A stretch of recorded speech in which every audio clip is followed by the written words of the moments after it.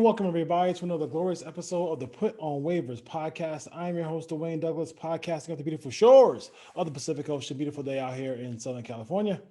Can't complain too much. A little rain today, but we all need it. My partner is James Amato. He's podcasting off the beautiful shores of the Atlantic Ocean. I'm not sure what jersey he has on today. He is the king of all jerseys. Which one are you rocking today, James? So normally, because we're doing the baseball focused shows, I would throw on a throwback baseball jersey, but there's been a lot of disrespect coming out from ESPN, and I had to go with the Jerry Rice jersey because Jerry Rice is the greatest receiver of all time. I'm sick and tired of this younger generation forgetting stuff happened before 2000. I don't know if you saw it. You may have seen it, Dwayne. There was a post 2 weeks ago on Twitter by someone, the top 10 college running backs of all time. He said all time. Mm-hmm. And not one running back played before 2000. So there was no Bo Jackson. There was no Herschel Walker. And now this insult that there's actually who's the best receiver of all time. And it's not who's the best receiver of all time. Who's the second best receiver of all time after Jerry Rice? Yeah, I think so. I have to agree with so that. I got to show some respect to Jerry Rice by throwing on a Niners jersey. I know your Raider fandom might not be too happy with it. That's all right. But this is all about Jerry. That's all right. I totally get it. I understand. We have our guest on our show, Jeff Carr. He is locked on Cincinnati Reds, knocks on Reds. How you doing today, Jeff? Doing pretty good, guys. And yeah, absolutely. Jerry Rice, best there was. Reggie Bush, I love that one there. But talking about the second best wide receiver ever, I think Chad Johnson's pretty close up there. But yeah, okay. I know that's not the case. But it's Ocho Cinco getting in there. Of course. Of course. So David Bell's here. The Reds are here, and baseball season is going to start. Looks like we're going to have some fans in the building, which is going to be nice. If it's the Rangers, everybody's in the building. If you're the Rangers, as far as that goes, I like to start off with maybe the rookie or the guys underneath the radar here. Who's the shining prospect you think who can surprise some people around Major League Baseball with the Reds? For the Reds, it's definitely their biggest prospect that's going to get the most playing time is Tyler Stevenson. In fact, I almost don't even count him as a prospect because he's going to start the year in the major leagues, and as long as he's healthy, that's where he's going to be. This guy's got the plate discipline to stay up here and be pretty good. He's got upside in the middle of the order, some people are thinking. So he's not going to hit there this year, but he's the kind of guy that in a few years – they can expect that. Hunter Green and Nick Lodolo are the two pitchers that I'm looking at that are most interesting. Hunter Green, if we do see him this season, will be later on this year. This is his first season back in competitive pitching since 2018. In fact, his spring training appearance that he had, it's about a week and a half ago, was his first competitive appearance since May of 2018. And he was throwing 103 with a new arm slot in his mechanics. He looked fantastic, except for the people that you ask about, oh, well, he gave up runs and all this other stuff, but it's spring training. I don't put a ton on that. And then Nick Lodolo is a guy who could make his major league debut midway through the season as he's got polish. He looks like a dude that's got confidence. He's got great command of the strike zone. He's not going to wow you with any kind of 100-mile-an-hour fastball or anything like that, but he knows where every pitch is going, and he's not going to walk a ton of guys. And he's looked pretty decent so far in spring training, but I don't look for him to come up till about June or July. So I think probably Tyler Stevenson is the youngest of the guys who's going to make the biggest impact. So I look at the roster, and I know that the Reds can hit the home run. My question to you is, can they stop people from hitting home runs on them? Like, I mean, do they have, how's this staff just, kind of put together? How is that starting staff going to be? Do they have enough to contend? Because, I mean, they do have the ability to score. That's part of it, but they do have the ability. I mean, do you have the ability to stop other teams from scoring, especially playing in that ballpark? Right. And honestly, when healthy, they look all right. Sonny Gray's having some back issues, and he's going to miss at least the first week of the season probably. Hopefully that's it. Hopefully there's not much more to it. But with back issues, you just never know. But Luis Castillo is healthy. Tyler Mahle has been taking a lot of steps forward these last couple of years, and I think he can slot in very nicely in that number 3 spot. Everybody knows who the Reds lost. They lost the NL Cy Young Award winner and Trevor Bauer, but they weren't going to be able to afford $40 million a year, or at least that's what they've been telling us ever since I've been alive. So that wasn't really something we were ever figuring was going to happen. So with that, they have Wade Miley, who last year had some health issues. The limited pitching time that he did give the Reds wasn't very good, but if he can pitch closer to his career statistics, back into the rotation's all you're looking for out of him, and that's what he's going to give you. And then the number 5 spot's really interesting because you've got 2 guys who profile very well out of the bullpen who could also be decent starters for you, whether you're talking about Michael Lorenzen or TJ Antone. Lorenzen had a couple of really important starts for the Reds last year. Not that he went very long. The longest of the 2 was 5 innings, but he's a guy who could be out of the 5 spot. TJ Antone came up through the minors as a starter and really pitched better out of the bullpen last season, but he has shown the propensity this spring to at least keep control and keep good velocity on all of his pitches. And he's a master of spinning whatever it is he's throwing up. It's got high spin rates all over the place. So he's definitely a good 5th starter option when everybody's healthy. And then you're looking at some depth guys and Jose De Leon, a former top prospect for the Dodgers. And you've also got Jeff Hoffman, who is a cast off from the Rockies, though he's looked all right this spring, but they're really not much deeper than those guys. And those guys aren't super inspiring. They're more of squint your eyes and see something interesting, but not necessarily anybody that you're counting on with those 2 guys. Yeah, Dwayne and I talk a lot about how, all these baseball teams cry poverty. Yeah. And I mean, what was the reaction out there about Bauer leaving? Like, were you hoping he stayed? They did make the trade with the Indians to get him. But what was the feeling? Like, were you guys upset that he left, or it was just, hey, we were expecting this, kind of like you said? I think it's more of an expectation. A lot of people were really hoping that he was kind of putting off some good vibes toward the end of the season. Like, oh, I like this about Cincinnati, or I like that. But all in all, whenever Reds fans were talking about whether or not they could keep him, we were all like, well, he really likes the way that the sun hits the bleachers in left field around 8 p.m. So he might not want to leave that. And it was nothing to do with money because they knew that we were getting outbid by definitely the Dodgers, but pretty much anybody else who was coming to the table on them. Because if you were coming to the table with Trevor Bauer, you had a lot of money that you were starting. There were some rumors, though unconfirmed, that after he turned down the qualifying offer of 18 million and change, I forget exactly the number, it's 18 point something, that the Reds came back with like 19 and a half. And it's like, come on, guys. Everybody knows he wasn't going to take that. He was getting at least 30. So it was something that we were not surprised about, but we were hopeful, we were wishing, but we all knew it was a pipe dream. Who's the biggest enigma on this Reds team this upcoming season? That's a good question. Most of them are in the lineup.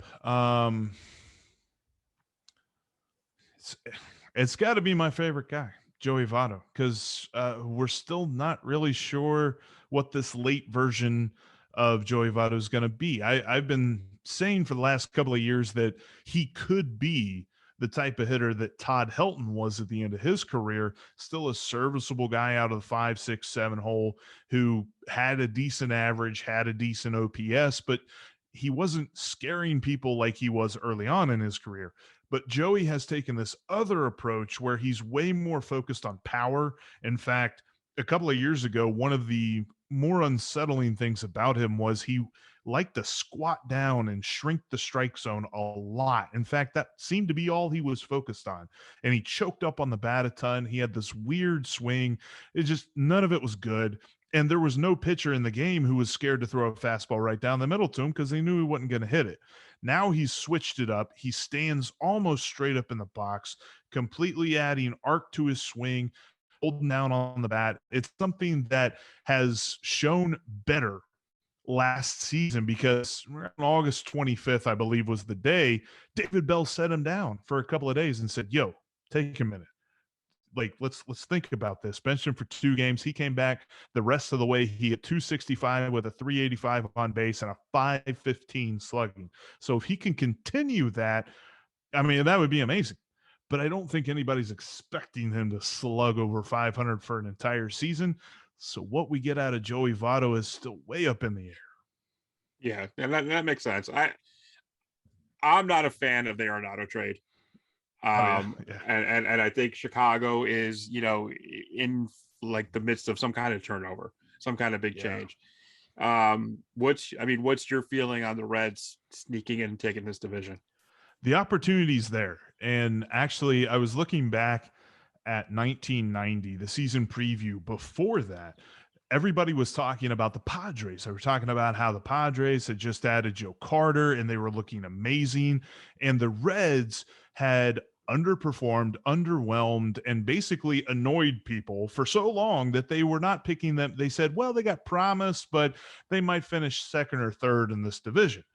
That's kind of the way everybody feels. Even in Reds country, it's like, what do we know about these guys? They got the over-under set at 82.5, but nobody feels good about picking the over on that. That's more of a, betting with your heart than betting with your head type gig. So it's kind of hard to really sit here and say that we think it's going to happen, but there's definitely a case to be made for Castellanos playing out of his shoes, Joey Votto kind of finding a little bit of that spirit that he had a couple of years ago, and Gino getting back to not hitting 202 and hitting a lot closer to 280, and that would be a huge lift. In fact, there was some news today out of Red Spring Training that Eugenio Suarez is actually going to start tomorrow at shortstop, which is huge because the Reds were in the market for Didi Gregorius, lost. They were in the market for Marcus Semien and lost. And they were in the market for Andrelton Simmons and lost.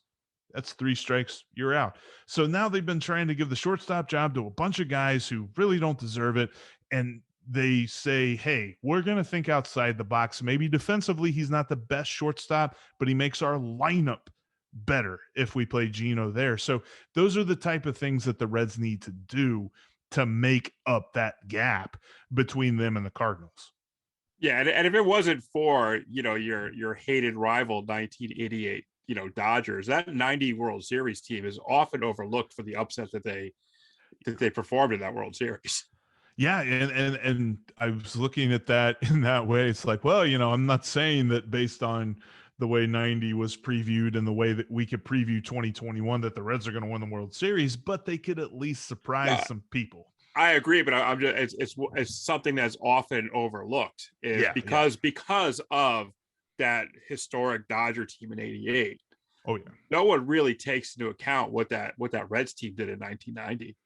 Plus, they then went and hid after 1990. They didn't do anything after that. Yeah. There was no follow up, so it's easily forgotten outside the confines of the Queen City.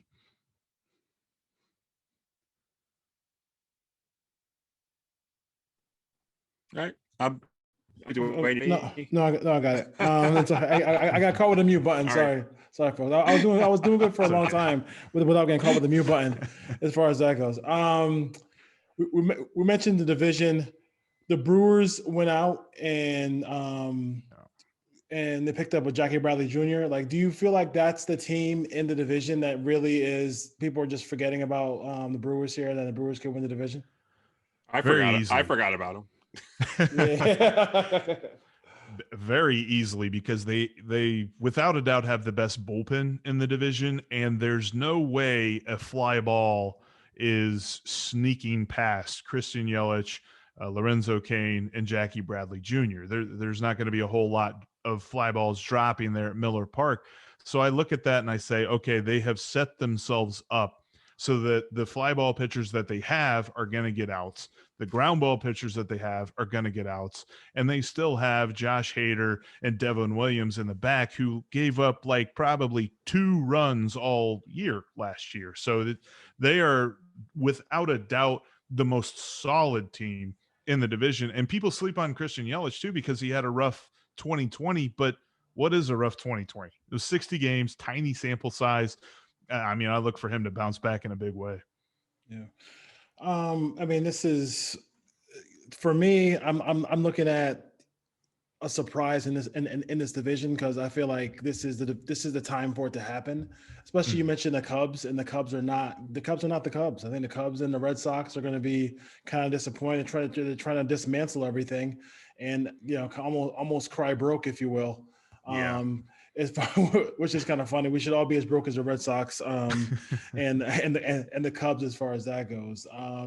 Jeff, where can we find you? Where can we get that promo code for that Built Bar, all that good stuff? We're gonna find you as far as they want to hear about the Cincinnati Reds coming up. Absolutely. The podcast is everywhere, wherever you find your podcasts at Locked On Reds. You can follow me on Twitter at Jeff Carr with 3 Fs and follow the show at Locked On Reds. And the Built Bar promo code is Locked15. Get 15% off your next order at BuiltBar.com. Are they going to be like, one last question? Down the road, are they players as far as in it? Down the stretch, are they going to be able to make a move and say add a pitcher, add something there? Are they going to be doing that, or are they just going to stay pat, you think? I think so. I think that this team is going to make a lot of noise all year long. They're going to be in the division race, and come trade deadline time, they've got a couple of prospects who are kind of in their make or break years that if they at least show something at AAA or something like that, they could ship off for an interesting reliever or something like that. I thought it was weird that the Reds kind of aren't unblameable in the whole crying poor thing, because they traded Raisel Iglesias for Noé Ramirez from the Angels, who profiles at best as a long reliever, and they sent cash to the Angels for that trade as well, and they non-tendered Archie Bradley. So they cried poor with their bullpen, and coming down the stretch, that may be the thing that they need to add with. Kind of everybody needs to add bullpen most of the time, but that's definitely going to be something that the depth is tested, because it's full of all these guys that have options. I call them the Louisville Cavalry, right? Because with their options, they're going to be back and forth from AAA all the time. But it's not like you're looking at any one of those guys and you're just absolutely stunned at the talent. It's going to be a lot of surprises in there if anybody really shows out. So, yeah, I could see them being buyers as of right now, because I think the NL Central as a whole, I think between first and fourth place, it's going to be something like 5 or 6 games. Mm-hmm. Wow. Listen, thank you for joining us here on the Put on Waivers podcast, baseball MLB show. We appreciate it. And I know you've been on before, but listen, hey, you guys, you keep coming back and keep giving us great stuff. So we appreciate it. Guys, thanks for having me. Always fun talking with you. Thank you.